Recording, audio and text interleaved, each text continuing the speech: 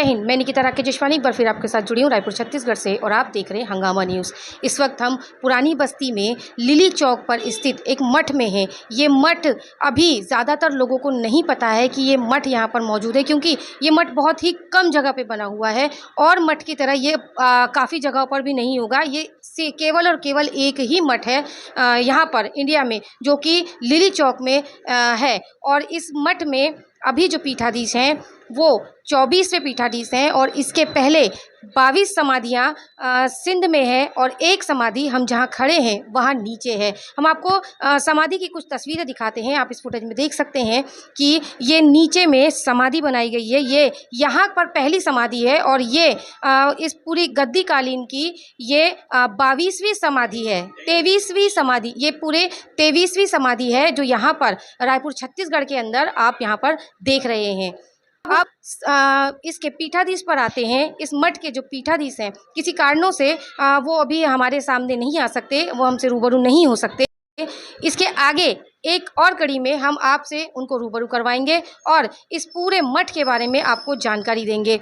एक और बात इस मठ में आने के बाद हमें पता चली है कि इस मठ में जो माता जी की मूर्ति है वो मूर्ति अपने हाव भाव को चेंज करती रहती है और जिस तरीके से, जिस नज़र से हम उनके सामने आएंगे, जिस मंशा से हम उनके सामने आएंगे, वो सेम उसी तरीके से हमें लगेगा कि वो हमारे साथ में वैसे ही रिएक्ट कर रही है। यदि हम हंसी खुशी उनके सामने आएंगे तो हमें ऐसा प्रतीत होगा कि वो मूर्ति हंसती है और यदि हम दुखी मन से सामने आएंगे तो हमें लगेगा कि माता जी हमें देखकर दुखी है। ऐसा यहाँ पर कई लोगों ने अनुभव किया होंगी। जब तक ये नवरात्रे ख़त्म नहीं हो जाते, जब तक यहाँ का काम ख़त्म नहीं हो जाता, तब तक यहाँ से एक कागज़ का टुकड़ा भी इस्तेमाल किया हुआ बाहर नहीं जा सकता, फिर वो पैसा ही क्यों ना हो। अगर किसी का यहाँ छूटा है तो वो 9 दिन पूरे होने के बाद में ही, ये कार्यक्रम ख़त्म होने के बाद में ही यहाँ से ले जा सकते हैं। ऐसा यहाँ पर एक मान्यता भी है। और एक बात और कहना चाहूँगी, जैसे कि सुपुत्र को गद्दी दी जाती है,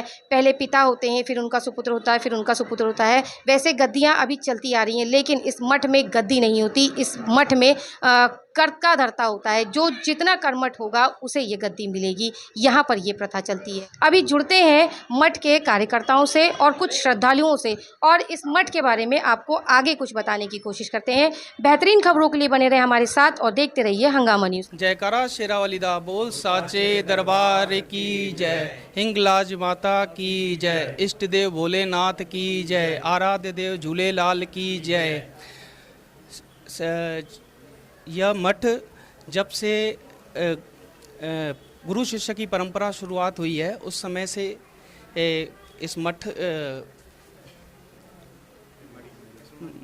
मड़ी की स्थापना हुई है और गुरु शिष्य की परंपरा के अंतर्गत ये मठ आता है नाथ संप्रदाय से। और इस मठ में इस समय वर्तमान में जो हमारे सदगुरु गुरु अनंतपुरी गोस्वामी जी हैं वो 24वें पीठाधीश्वर हैं। 22 समाधियाँ सिंध में कंधरन ज़िले के पाकिस्तान में सक्खर ज़िले में कंधरन में पाकिस्तान में है, वहाँ 22 समाधियाँ एक ही स्थान पर हैं और 23वीं समाधि नीचे गुरु किशनपुरी साहब जी की है और 24वें वर्तमान पीठाधीश्वर श्री सदगुरु अनंतपुरी गोस्वामी जी इस मठ पर वर्तमान में बैठे हैं। और यह मठ प्राचीन समय से जो पूजाएं जो परंपरागत चलती हुई आ रही हैं वो आज भी इस समय भी वर्तमान में की जाती हैं। जैसे कि आप लोगों को जानकारी होगी कि आप जहां भी मंदिरों में जाते होंगे तो मैया के दर्शन आसानी से हो जाते हैं, लेकिन यहां पर अगर आप इस दरबार के शिष्य हैं तो ही आपको यहाँ दर्शन होंगे नवरात्रि में, अन्यथा बाकी किसी को अधिकार नहीं है, क्योंकि यह मठ पट जो है वो बंद रहते हैं और सप्तमी को दर्शन के दिन, सप्तमी वाले दिन दर्शन के शाम को 4:30 बजे पट खुलता है आम पब्लिक के लिए। उसके बाद ही आम पब्लिक यहाँ पर दर्शन कर सकती है। और यह जानकर आपको अद्भुत लगेगा कि ऐसे भी स्थान आज वर्तमान में चल रहे हैं। मैं जीतू लालवानी। माता हिंगलाज माता की जय। मैं संतोष सचदेव, रायपुर समाज सेवी।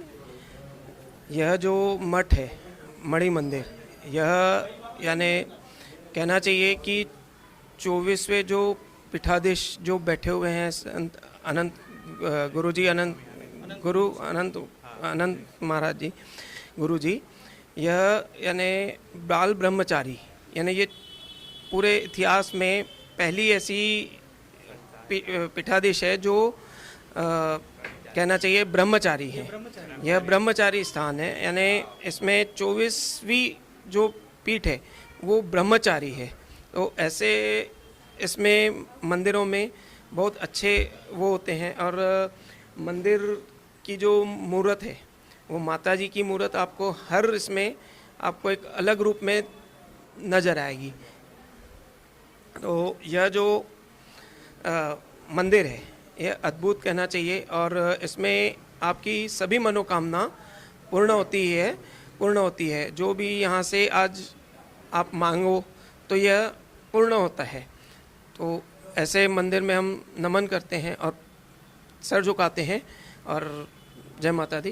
कहा जाता है कि अंदर जो माता जी की मूर्ति है वो मूर्ति हमेशा अपना मूवमेंट चेंज करती है, वो मूर्ति हमेशा आपको अलग लगेगी। हम जिस धारणा के साथ उस मूर्ति के आगे आएंगे वो मूर्ति वैसे ही हमें समझ में आएगी। यह जो सत्य घटना है, यह सत्य ही बात है कि अगर आप श्रद्धा रखते हैं, अपने मन में विश्वास रखते हैं और आप अपने मन से अगर इस मूर्त को देखें तो यह आपको बहुत अच्छी आपको वो नज़र आएंगे। प्रतिमा में आपको बहुत वो रूप नज़र आएंगे, माता जी के अलग अलग रूप आपको बहुत ही अच्छे नज़र आएंगे।